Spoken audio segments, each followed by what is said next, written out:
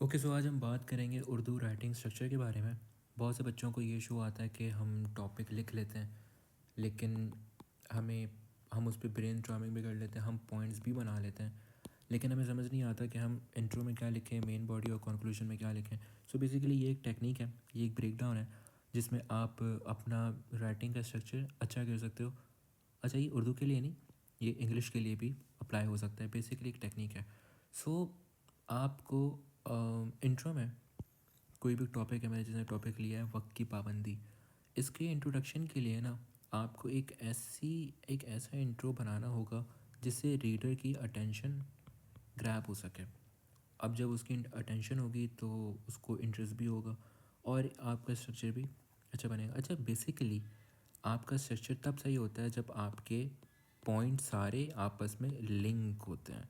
जब तक लिंक नहीं होंगे तो आपका स्ट्रक्चर ठीक नहीं होगा। सो आपका जो आगाज़ है, जो आपका इंट्रो है किसी भी टॉपिक का, वो स्ट्रॉन्ग होना चाहिए। अब यहाँ पे मैंने एक टॉपिक लिया, वक्त की पाबंदी। अब मैंने यहाँ पे एक बात लिखी है, आई कैचिंग लाइन। ये मैंने अपने पास से लिखा है, आप कुछ भी लिख सकते हो।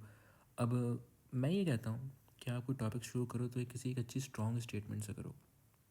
आप स्टेटमेंट के अलावा कोई किसी फैक्ट्स से भी कर सकते हो, कोई इन्फॉर्मेशन से भी कर सकते हो, कोई स्टेटमेंट से भी कर सकते हो, कोई एक क्वेश्चन से भी कर सकते हो। जैसे मैं यहाँ लिखता हूँ वक्त की पाबंदी। अब मैंने एक स्टेटमेंट यहाँ लिखी हुई है, वक्त एक कीमती चीज़ है। ठीक है। अब अगर मैं इसको एज अ क्वेश्चन से स्टार्ट करूँ तो मैं कैसे लिखूँगा? क्या वक्त ज़रूरी चीज़ है? Question mark. मैं क्वेश्चन से भी कर सकता हूँ, आप कुछ भी क्वेश्चन लिख सकते हो। तो मैंने इसे एग्जांपल के लिए दिया है, आप किसी भी क्वेश्चन से भी स्टार्ट कर सकते हो।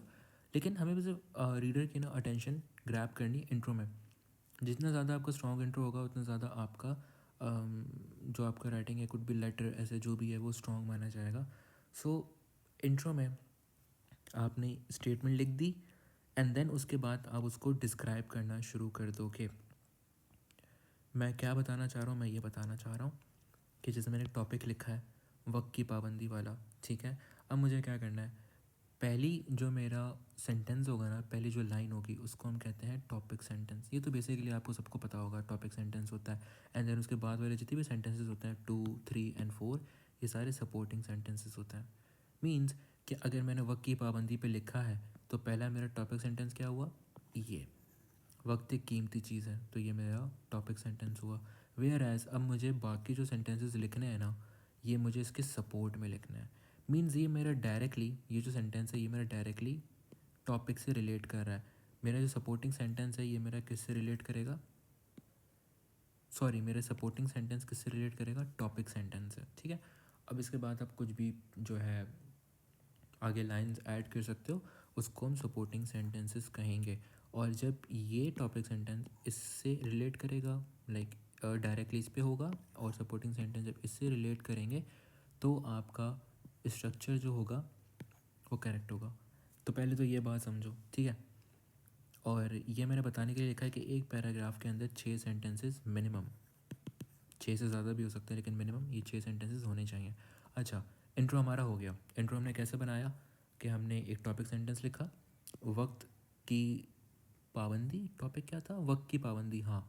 तो उस पर मैंने एक स्टेटमेंट लिख दी, वक्त एक कीमती चीज़ है। ठीक है, ये टॉपिक सेंटेंस हो गया। अब जितने भी मैं उसे रिलेट करता रहूँगा वो मेरे सपोर्टिंग सेंटेंस होंगे। अब आपको कोई मुश्किल नहीं होनी चाहिए, आपको इस टॉपिक से रिलेट करते करते सपोर्टिंग सेंटेंस बनाने। 6 तो आप बना लोगे, 5 बना लोगे, तो 5 ये और एक ये, आपका 6 सेंटेंस हो गया, आपका एक पैरा कंप्लीट, इंट्रो आपका हो गया। अब आते हैं मेन बॉडी पे। मेन बॉडी में क्या करें? अच्छा, मेन बॉडी के अंदर कुछ एलिमेंट्स हैं, ठीक है, जो आप अपनी राइटिंग में इंक्लूड करते हो। अब वो चाहे स्टोरी हो, चाहे वो, हाँ, स्टोरी हो, डिस्क्रिप्टिव हो या आर्गुमेंटेटिव ऐसे हो, कुछ भी हो सकता है, ख़त भी हो सकता है, कुछ भी हो सकता है, समरी भी हो सकती है। तो आप, बल्कि समरी में तो एक पैराग्राफ ही होता है तो वो एक्सक्लूड कर दो। मेन बॉडी में आप क्या करोगे? मेन बॉडी में आप कैरेक्टर्स डिफ़ाइन करोगे, आप इन्वायरमेंट डिफ़ाइन करोगे और आप अपना पॉइंट ऑफ व्यू। अब मैं तीनों को समझाता हूँ। कैरेक्टर्स क्या होते हैं? अगर कोई स्टोरी है तो जैसी बात है आप उसको कैरेक्टर जो है इंट्रोड्यूस करवाओगे उसके अंदर, अपनी स्टोरी के अंदर। Then environment. अभी इन्वायरमेंट, यहाँ मैं माहौल की बात नहीं कर रहा हूँ, यहाँ मैं बात कर रहा हूँ सस्पेंस या क्लाइमैक्स किसी भी स्टोरी में या डिस्क्रिप्टिव में। इन्वायरमेंट का अगर मैं दूसरा वर्ड बोलूँ तो एक इमेज हमारे माइंड में कि मुझे पढ़ के पता चल जाए कि यार मैं इससे रिलेट करना शुरू कर दूँ, जो आप मेन बॉडी में चीज़ें बताओगे। अब अगर वक्त की पाबंदी है तो आप कोई ऐसी बात बताओगे या कोई ऐसा इंसिडेंट बताओगे जिससे मैं भी रिलेट कर सकूँ, एक कोई जनरल इवेंट भी हो सकता है, ठीक है, कोई ऐसी चीज़ जिससे हर कोई रिलेट कर सके। ये बहुत इंपॉर्टेंट होता है। ये इसलिए इम्पॉर्टेंट होता है कि आपका जो ऐसे होता है ना वो रेलेवेंट भी लगता है एंड वो एक रेलेवेंट के साथ साथ एक्यूरेट भी हो जाता है एंड देन एक अच्छा ना स्ट्रक्चर भी आपका पूरा बन जाता है कि आपने इंट्रो दिया, देन आप उस बात को अच्छे से डिटेल में समझा रहे हो। सो इन्वायरमेंट का क्या मतलब है, एक इमेज कि रीडर के दिमाग में एक इमेज बन जाए, अच्छा भाई ये इस स्टोरी की बात हो रही है या अब ये हुआ होगा या अब ये हुआ होगा। मेनली स्टोरी में क्या होता है मूवीज़ के अंदर बेसिकली, कि जब आप लोग मूवीज़ देखते हो आपको पता होता है कि यार अब ये करेगा, अब हीरो जो है वो ये करेगा या विलन जो है ये करेगा। आपको कैसे पता होता है कि वो आपके दिमाग में एक इमेज बना देते हैं, ठीक है। एक जंग का मैदान है, वहाँ पे दो लोग खड़े हैं, ज़ाहिर सी बात है वो डांस वो करेंगे नहीं, वो फाइट करेंगे, तो आपको ही एक इमेज आपके दिमाग में बना दी। Whereas point of view क्या होता है, जो हमारा ख्याल होता है, जो हम बात बताना चाह रहे होते हैं, अच्छा ये किसका होता है, ये राइटर का होता है। अब आप बेसिकली स्टोरी लिख रहे हो, डिस्क्रिप्टिव लिख रहे हो, ऐसे लिख रहे हो, आर्गुमेंटेटिव। अब उर्दू के अंदर दो टॉपिक वाले आते हैं ना ऐसे, पॉइंट ए और पॉइंट बी। अब उसके अंदर क्या होगा, आप अगर अपना पॉइंट ऑफ व्यू दे रहे हो तो आपके लिए जो एडवांटेज होगा वो मेरे लिए डिसएडवांटेज हो सकता है, आपके लिए जो डिसएडवांटेज होगा वो मेरे लिए एडवांटेज हो सकता है ना। आप इस बात को सपोर्ट करो, मैं इस बात को सपोर्ट कर रहा हो सकता हूँ, लेकिन यहाँ पॉइंट ऑफ व्यू किसका चलेगा, राइटर का। अगर ये स्टोरी है, ठीक है, तो उसकी एग्जांपल देखो कि मैं ये कहता हूँ कि अहमद ने टाइम वेस्ट करके गलती की, ठीक है, ये मेरा पॉइंट है जिसको मैं जिसमें मैं आर्गूमेंट कर रहा हूँ, उसमें कहता हूँ पॉइंट ए। अब यहाँ पे अहमद की साइड से अहमद क्या कहता है, अहमद ये कहता है कि भाई मेरे लिए कंफर्ट जोन मैटर करता है, मैं बहुत लेज़ी इंसान हूँ, मैं 8 बजे की क्लास में 10 बजे जाता हूँ, तो मेरे लिए कंफर्ट जोन बहुत इंपॉर्टेंट है, तो मैं इस पॉइंट को जो हूँ सपोर्ट नहीं करता। ठीक है, आप कौन हो, राइटर, और अहमद कौन है, कैरेक्टर। तो आप अपना पॉइंट ऑफ व्यू ये जो है स्टोरी के अंदर जस्टिफाई कर सकते हो कि अहमद ने गलती की, लेकिन ये सब समझाने के लिए है कि ये पॉइंट ए है, ये पॉइंट बी है, राइटर इसको सपोर्ट कर रहा है, लेकिन जो रीडर होगा वो इसको भी सपोर्ट कर सकता है, लेकिन हमारा पीओवी क्या है, राइटर का ही चलेगा, तो आप ये लिखोगे। आई होप ये बात आपको समझ आई होगी। बेसिकली बच्चे क्या करते हैं, पॉइंट ए और पॉइंट बी में कहते हैं मैं इसके एडवांटेज लिख दूंगा और इसके भी एडवांटेज लिख देते हैं वो, तो बात समझ नहीं आती कि वो इसको सपोर्ट कर रहे हैं या वो इसको सपोर्ट कर रहे हैं, तो आपको इसका ख्याल रखना है, ठीक है। अब हम बेसिकली आ जाते हैं, अच्छा आर्ग्यूमेंट्स के अंदर ये चीज़ समझ लो जो मैंने बताई अभी, पॉइंट ए और पॉइंट बी है, राइटर का पॉइंट ऑफ व्यू मैटर करेगा। राइटर कहता है कि अहमद ने वक्त ज़ाया करके गलती की, तो वो उसी को जस्टिफाई करेगा, वो ये वाली बात नहीं लिखेगा कि अहमद लेज़ी था तो अहमद की बात भी किसी हद तक ठीक है, नहीं, वो उसको बिल्कुल भी जस्टिफाई नहीं करेगा, वो इसके अगेंस्ट ही बोलेगा। सो बहुत से बच्चे गलती करते हैं, तो इसको माइंड में रखना। कॉन्क्लूजन क्या होता है, कॉन्क्लूजन 3 तरीके के होते हैं। आप राइटिंग में अपनी, राइटर जो है वो कॉन्क्लूड कैसे कर सकता है, रिकमेंडेशन से और कोई चीज़ सजेस्ट करके, ठीक है, जैसे I agree with the statement या आई अग्री दैट ब्ला ब्ला ब्ला ब्ला, जो भी आपको टॉपिक होगा। वक्त की पाबंदी है तो राइटर बोल सकता है कि वक्त की पाबंदी करना बहुत ज़रूरी है या इसके बहुत सारे फ़वाइद हैं, वो अपना कुछ भी कॉन्क्लूड कर सकता है किसी भी चीज़ से। दूसरी कंक्लूजन क्या होती है, एंडिंग। अगर ये ज़्यादातर कहानी के लिए होती है कि आप बता दो कि एंड में जो है कहानी जिस तरीके से एंड करते हैं बेसिकली कि हीरो मर गया या विलेन ने जो है ये अपना इस तरीके से बदला पूरा करा, एक्स वाई जेड ब्ला, क्लाइमैक्स दे दो जो भी करना है। लेकिन एक कॉन्क्लूजन होता है जिसको हम एंडिंग भी कहते हैं, मतलब कॉन्क्लूजन एंडिंग, और इसके साथ एक और चीज़ मिली होती है जो कि अनक्लियर होती है। मीन्स आप कॉन्क्लूड नहीं करते, लेकिन आप कॉन्क्लूजन के अंदर एंडिंग करते हो और आप उसको अनक्लियर बना देते हो। देखो कॉन्क्लूजन का मतलब क्या है कि मैं किसी कहानी को मुख्तसर करके ख़त्म कर रहा हूँ, ठीक है, कॉन्क्लूड कर रहा हूँ। लेकिन एंडिंग क्या होती है, जो आप सिंपल करते हो। यहाँ पे कंफ्यूज नहीं होना, आपको लो लग रहा होगा कि मैं क्या बातें कर रहा हूँ, कॉन्क्लूजन एंडिंग तो एक ही चीज़ होती है। कॉन्क्लूड में आपको सोल्यूशन भी तो देते हो ना, एंडिंग के अंदर कोई सोल्यूशन नहीं होता, ये फ़र्क होता है, ठीक है, यहाँ तक बात समझ आई। लेकिन कॉन्क्लूजन एक तरीके की ऐसी भी होती है जो कि अनक्लियर होती है, इसलिए मैंने आपको कहा था कॉन्क्लूजन एंडिंग और अनक्लियर, क्योंकि कॉन्क्लूजन अनक्लियर हो ही नहीं सकता, ठीक है। कंक्लूजन के अंदर एक एलिमेंट आता है एंडिंग, और एंडिंग होती है अनक्लियर, जिसको हम कहते हैं अफसाना। आप लोगों ने अगर अफसाना पढ़ा होगा, तो अफसाना क्या होता है, बेसिकली एक शॉर्ट स्टोरी होती है जिसकी कोई एंडिंग प्रॉपर नहीं होती। जो रीडर होता है वो बेसिकली इल्यूजन या थिंकिंग में चला जाता है, सोचता रहता है कि यार एंड में क्या हुआ होगा, ठीक है। सो अगर तुम लोग की बात समझ नहीं आई, दोबारा समझ लो, दोबारा समझ लो। कंक्लूजन क्या होता है? कंक्लूजन वो चीज़ होती है जो कि हम मुख्तसर करके उसको हम एक सॉल्यूशन दे देते हैं, ठीक है। कंक्लूजन वो होता है कि वक्त की पाबंदी करनी चाहिए, जी बिल्कुल करनी चाहिए, दैट्स इट, माइक ड्रॉप, ठीक है। लेकिन एंडिंग क्या होती है, आप कहानी में बता रहे होते हो कि इस तरीके से जो है हीरो ने अपना रिवेंज लिया, या हीरो ने इस तरीके से इसकी जान बचाई, ब्ला ब्ला ब्ला ब्ला, उसमें कोई सॉल्यूशन नहीं होता, वो बेसिकली एंडिंग होती है, कोई मसला हल नहीं हो रहा होता। लेकिन एक एंडिंग होती है अनक्लियर, उसको हम कहते हैं अफसाना, ठीक है। ये समझ आ गया होगा, बड़ी ज़्यादा लॉन्ग हो गया था। तो अफसाना क्या होता है? शॉर्ट स्टोरी होती है जिसकी एंडिंग अनक्लियर होती है। अच्छा, आप अपने ऐसे के अंदर ये चीज़ नहीं कर सकते, आप किसी आर्गूमेंट्स के अंदर भी ये नहीं कर सकते, क्योंकि आपको उसमें सॉल्यूशन करना होता है, बेसिकली आप स्टोरी में कर सकते हो। अच्छा, उर्दू में तो कहानी नहीं होती, तो ये इंग्लिश के अंदर ले लो।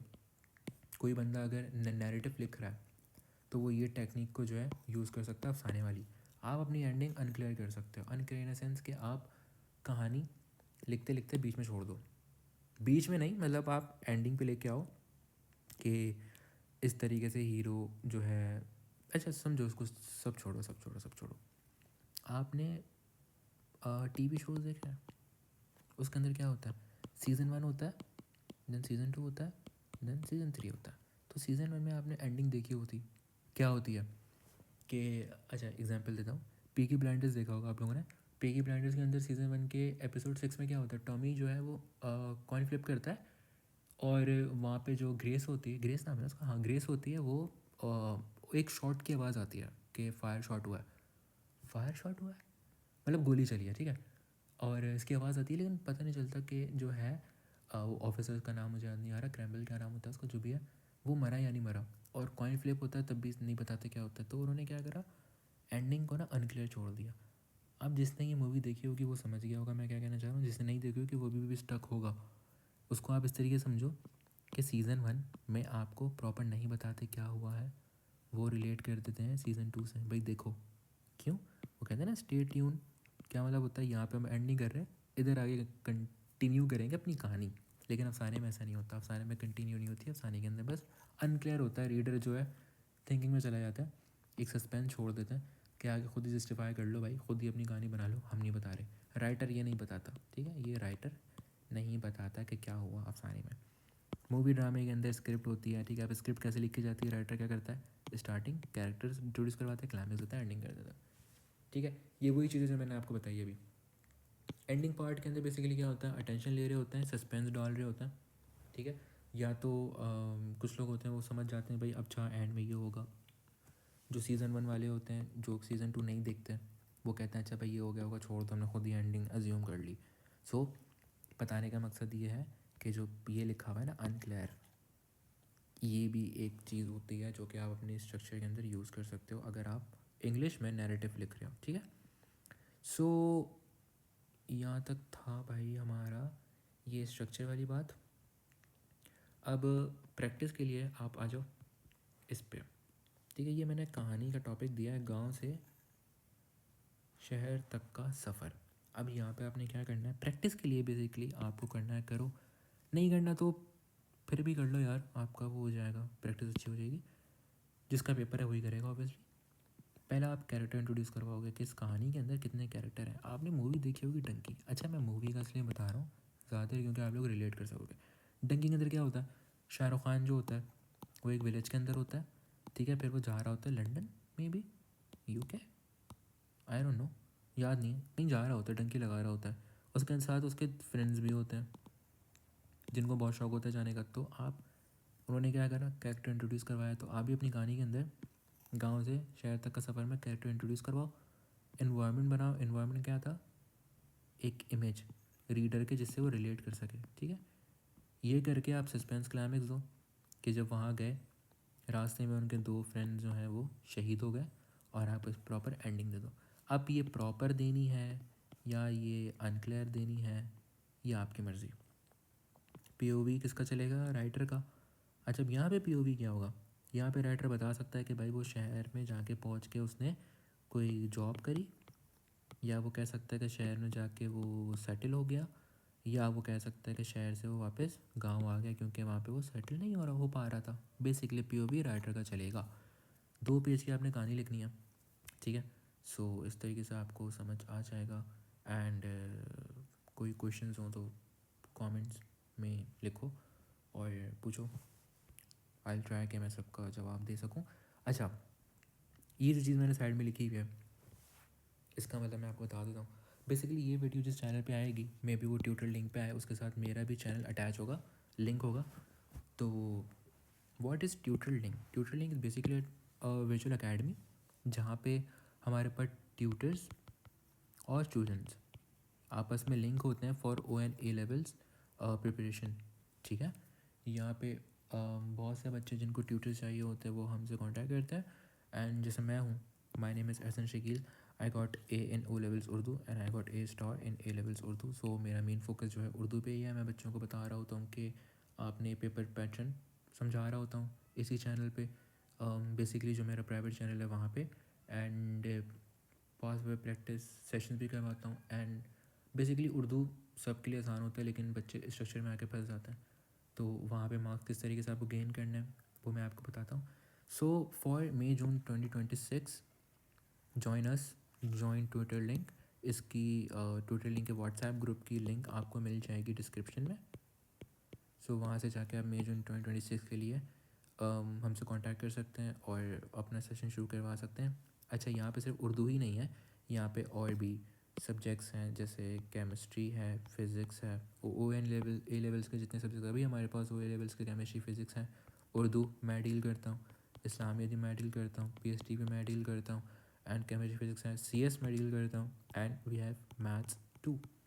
सो अगर आप एक ट्यूटर हो और आप मेरी वीडियो देख रहे हो तो आप एज अ ट्यूटर भी हमें ज्वाइन कर सकते हो, लेकिन आप अगर एक स्टूडेंट हो तो आप एज अ स्टूडेंट भी हमें ज्वाइन कर सकते हो फॉर मई जून 2026। अभी भी दिसंबर शुरू हो गया है, वीडियो आ जाएगी, तो आप हमसे कांटेक्ट कर सकते हो और हम आपको एक डेमो क्लास प्रोवाइड करके देन आपको हमें समझ आता है तो आप हमसे ज्वाइन कर सकते हो। अच्छा, my name is Ehsan and मेरा प्राइवेट चैनल जो है इसके साथ अटैच हो जाएगा, जहाँ पे बेसिकली सीएस, उर्दू, इस्लामिक वगैरह के सारे स्ट्रक्चरल वीडियोज़ आती हैं जो कि बेसिकली स्ट्रक्चर पे होती हैं, पैटर्न्स पे होती हैं, ठीक है। आपको अगर मुझसे कांटेक्ट करना है तो वहाँ चैनल में आप मेरा कांटेक्ट नंबर देख सकते हो, नहीं तो ट्यूटर लिंक का जो ग्रुप होगा वहाँ पे एडमिन को आप टेक्स्ट कर सकते हो अपने ट्यूटर नेम के साथ। अच्छा, मैं आपको यहाँ बता देता हूँ, आपने अगर हमें ज्वाइन करना है तो आप अपने जो भी जिस भी ट्यूटर की वीडियो होगी आप ट्यूटर नेम, ओहो, प्लस आप सब्जेक्ट अपना मैसेज करोगे एडमिन को इस ग्रुप में, ठीक है। इस ग्रुप के लिंक में आप ट्यूटर के नेम के साथ अपना सब्जेक्ट एडमिन को टेक्स्ट करोगे एंड देन हम आपको आगे प्रोसेस बताएंगे। So that's it. बहुत लंबी वीडियो हो गई बट आई होप आप लोग को समझ आया होगा। ये छोटा सा राइटिंग स्ट्रक्चर या टेक्निक वट जो भी आप इसको कंसिडर करो, और कोई क्यूरीज हो तो आप प्लीज़ मुझसे पूछो। बेसिकली बच्चों को ये ऐसे में और समरी के अंदर लिखने में मसला आता है, और आई होप वो जब ऐसे प्रैक्टिस करेंगे ऐसे पैराग्राफिंग करके तो उनके लिए बहुत इजी होगा। सो दैट्स ऑल, ठीक है, बाय बाय।